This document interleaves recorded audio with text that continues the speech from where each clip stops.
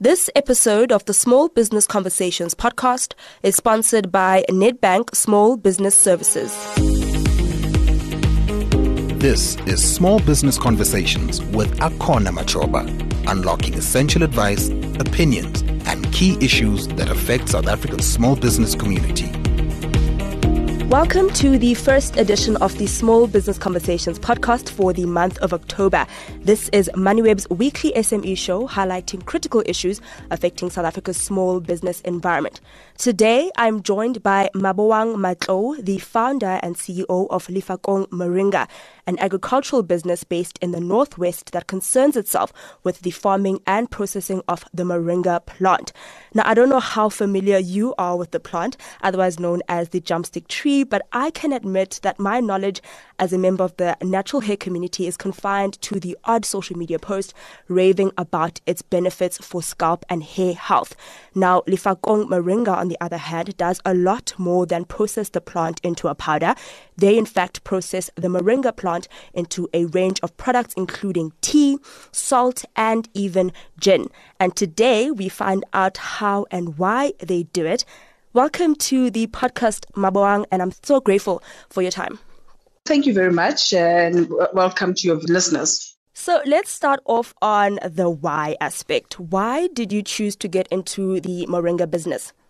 Okay, first of all, I chose to go into moringa because of the health benefits that it has. As you know, as you just eloquently put it, it's got lots of vitamins, 92 vitamins, trace elements, and, minerals in it. It's called the tree of life. Hence, it's called the tree of life. So the moringa itself, why we went into it is because of being part of a bigger picture of the food security, the natural elements that it has, that it can sustain somebody, and most important of all, so that we can be a better part of the plant-based community, because that's where people are now going, whether local or global. People are looking at more plant-based products.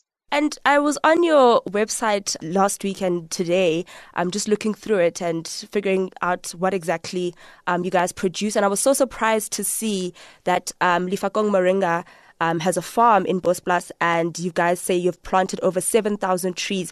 How do you get to 7,000 trees? How long did that take to do? Okay, so the moringa journey, we started in 2017. I went commercial with the first 1,000 trees. So the moringa tree, it's in itself is drought resistant, and it can grow anywhere as long as the conditions are favorable.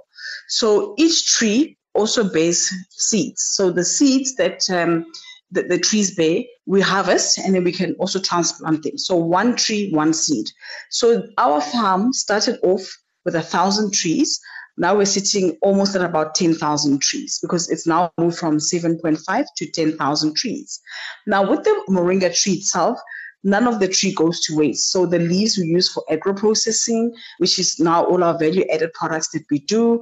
The seeds we use then to plant more trees, or we use also for oil pressing. So the actual seed you actually use for oil pressing. The barks can also be used as part of animal feedlot. The moringa root itself can be used for other medicinal purposes, like your male libido. So there's a lot of things that can go into this tree of life. Hence, it's called the tree of life. And the product variations that you have, I mentioned earlier that you have some tea, salt, you even do gin, and then also so that you guys have a beard oil. Why did you choose to go with these specific products? Okay, so let me just pick a tea, for instance. So in the tea space, we have 5 variants of the tea. We've got the original, lemon, cinnamon, berry, and ginger. And each household has tea, whether we like it or not, globally and locally. Each household has a tea. So that's also part of a lifestyle. We're saying, instead of having your Joko tea or whichever other tea, have your moringa tea in your table, and it's got more added benefits in it. So hence we went into that space. For instance, your beard oils, we looked at male grooming, for instance. A lot of males these days have got beards, and with the moringa oil, which is high in vitamin E, that beard oil actually enhances the hair growth, follicles, and it helps, with the rearing of the beard. So all our products that we look at are based on how the end user can then, be able to consume it, without limiting them to that. So, for instance, we also came up with the Moringa gin, the more gin. So it's a Moringa distilled gin. So during the distillation process, they actually use the Moringa leaves and powder with other natural botanicals, right? So Moringa in itself, it's a natural liver buffer. So those who consume it keep saying, no, it's a very refreshing drink. And also it does not give them, your after effects like your babalas or hangover. So that's another of it. So it's it's an alcoholic beverage, but it doesn't give that you're feeling sick, so that's all that's put in place. Okay. And I wanted to actually touch on that because as someone who dabbles a bit in your gins, I'm wondering if I have a shot of more gin in my cocktail, is it going to give me some health benefits? Is it less risky health-wise than your other store-bought gin products? Look, alcohol is alcohol, but remember, natural diuretic, especially if it's done with natural botanicals. So now in the Moringa specifically, we've added about 43% Moringa in it. So Moringa in itself there helps as a natural buffer. But remember now, anything in excess does not work. So if you just take what the body can take in, you won't suffer the after effects, though the gin is 43% alcohol. So obviously anything in the moderation and limited will then, give you your added benefits, and but what we're doing now, we're doing trials on those who are drinking it. Maybe they've got blood pressure, sugar, diabetes. How does it affect them, right? Because that's also important. So we know that if these consumers are drinking it and they've got this specific ailment, how are they reacting to it? Is it assisting with their ailment, lowering their blood pressure or the sugar, etc.? So we're not only doing products for the sake of having products on the shelves, we're also doing products looking at how they affect our end users in a healthy and natural way, That's interesting that you mentioned that. And I'm wondering, with your production process, you are based in the Northwest in Bosblas, but I'm wondering, with all the variety of products that you guys produce, is that all produced from that farm, or can you please just speak on your manufacturing capacity? How do you process everything? Is it all in one place? All right. So we do what I call from farm Moringa production, from farm to packet. So we do the whole value chain. The only products that we do not produce on the farm would then be the gin. We're not a distillery. So the gin that's dried is then taken off to the distillery then for the distillation to happen. Your other products, your tea bags, salts, powders, oils, we all produce on the farm. So we're busy with the processing unit, and we do our drying here, and packaging is also done here. So everything is done in-house, so that it's literally from farm packet out to the mainstream economy. That's quite fabulous to hear. I mean, you must have a very diverse workforce then to kind of handle all the dynamic aspects in terms of picking, cleaning, packaging. You must have quite the workforce to help you with that. That's correct. So at Lefakong Farming, when I embarked on this journey, I sat down with my local municipality, because with the Moringa production, it's very, very steep on the pocket in terms of workforce. Just harvesting on its own, with this farm, we need almost about 30 people to be able to pull that off. So I sat down with my local municipality, and they've got a program called Community Work Program in the cocktail department.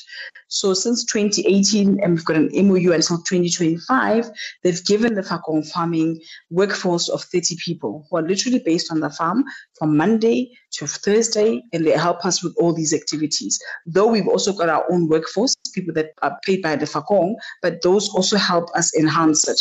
Now with that program, it's twofold. While they're helping us to be able to be economically viable and sustainable, the give back or the buyback is that we then train these women, it's most women and youth, right, of the Bosblas community on everything Moringa or agricultural based. We not only leave it at the primary production, we also train them in agro-processing, right? So tea bag manufacturing, for instance. So if they decide to leave the program, they're then well equipped to be able to start their own tea manufacturing, processing and do their own thing. So we take them through trainings.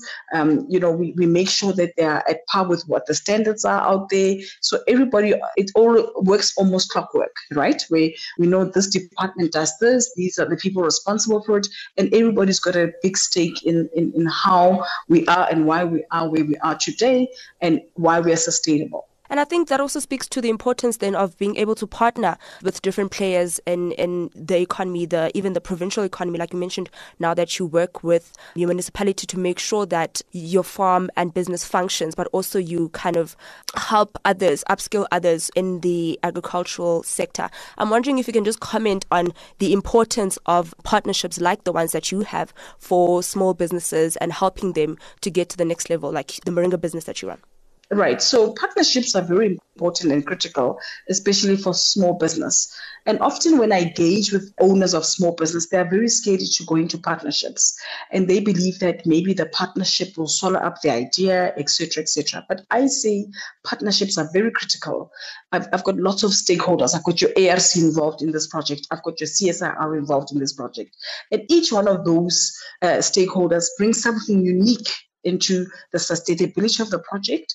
They bring in new ideas, fresh ideas. So when you have partners of that caliber and you're in partnership with people, you can grow your business further and beyond and be able to think globally. Even though you are local, you're thinking outside of your box to say the possibilities are endless, So I'm saying to small businesses, do not hold back. Partnerships are very critical for us to grow. And if you want to see return on investment that you've put in all the work, when you partner with those like-minded people, you're able to see the results faster. And they bringing more tangible solutions to the table, whereas when you're sitting alone, you sometimes cannot find solutions. I mean, most of the time people say, there's no funding, there's this and this and that. But if you partner with the right institutions and people, that's where the funding is. ARC will come in and say, okay, we see Lefakong doesn't have Jojo tanks, and they bring us 3 Jojo tanks, of 10,000 liter capacity. That's good money. CSIR have done, for instance, now a Moringa app, and they've used data from our farm. So that app also assists other farmers. It also assists us as Lefakong. So there's a whole lot of integrated things that go on when you partner with the right stakeholders in your specific sector. And I find that a point about identity to be quite interesting, and small businesses being worried about being swallowed up by the different partners that they might meet along the way. And I'm wondering how you have managed to preserve Lefakong Moringa's identity and vision within those partnerships and still drive the growth that you've seen so far. Yeah, so with me, I am very open-minded, and I know how far I go with my partnerships, and I understand that I am the brand owner at the end of the day. So we do welcome all their ideas, projects that they bring on board, and we collaborate in a very mature way that they also understand that while they're assisting Lefakong to get to the next level, we do not lose our brand identity. So the partnerships that I have formulated over the years, I'm fortunate that they have just been there assisting us and giving us all the support and allowed us, to be the forerunners of the actual end product and the whole process and the company itself. So it also depends how you put together your agreements with your partners. Obviously there's parameters, but remember then they also bring something tangible on the table. So partners that allow you to be you in this partnership space, very critical. And in terms of your market, I'd like to touch on that for a bit. Where are most of your sales coming from? Can you just speak about who the Lefakong Moringa customer is currently? Okay, so we've been fortunate. We have had a taste of local, to be in the local markets, but we found that locally our product, there's a lot of Moringa companies. If you, for instance, go into the Dis-Chem shelf, and it sometimes it hampers small companies like ourselves to sit in Dis-Chem. So I thought, well, instead of fighting for shop space, I've done a lot of expos, especially with the DTI, NWDC, and the international expos. That's when my mind came to say, okay, let's now focus at exports. So believe it or not, since last year, we've been exporting to Botswana. So that's gone quite well. And we also now started exporting to the US. And the US market came about because we went to the Summer Fancy Food Show in June this year. And the first orders are going out next week. We've also targeted Mauritius. I had the privilege to visit Mauritius with CEDA, which is also one of our partners.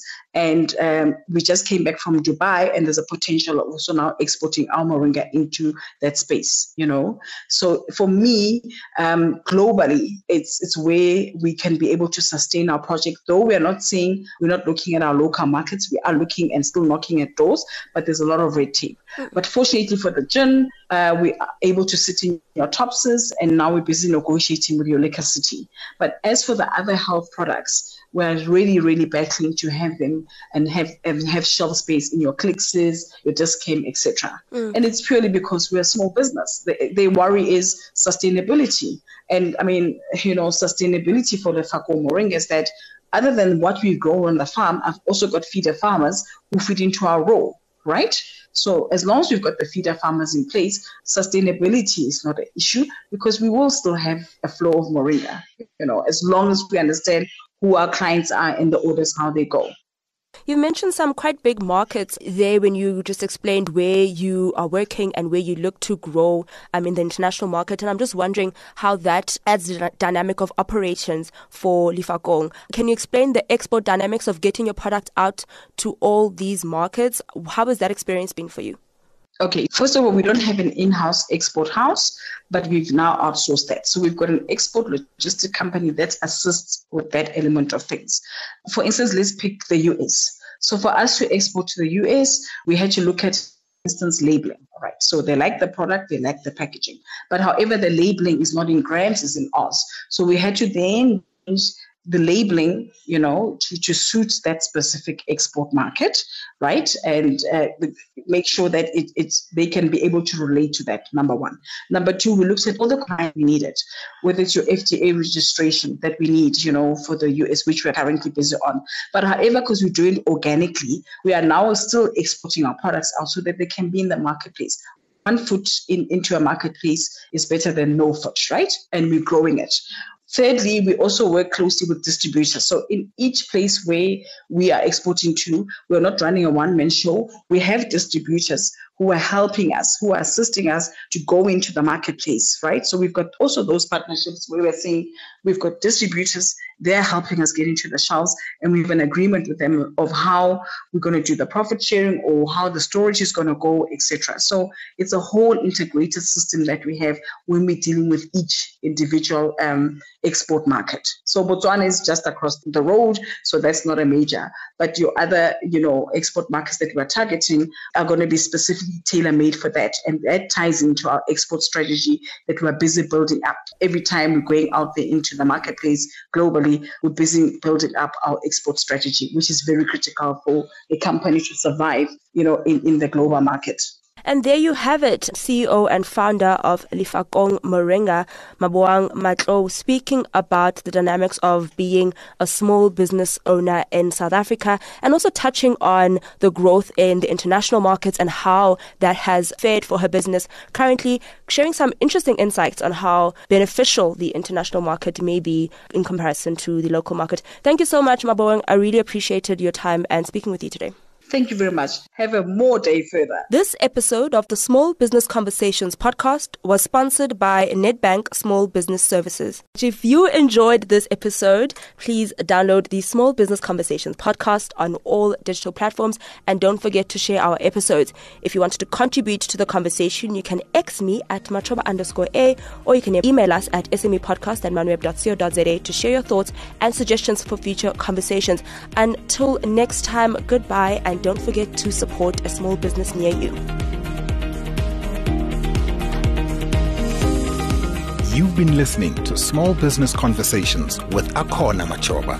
To listen to more Moneyweb podcasts, go to moneyweb.co.za, the Moneyweb app, or your favorite podcast platforms.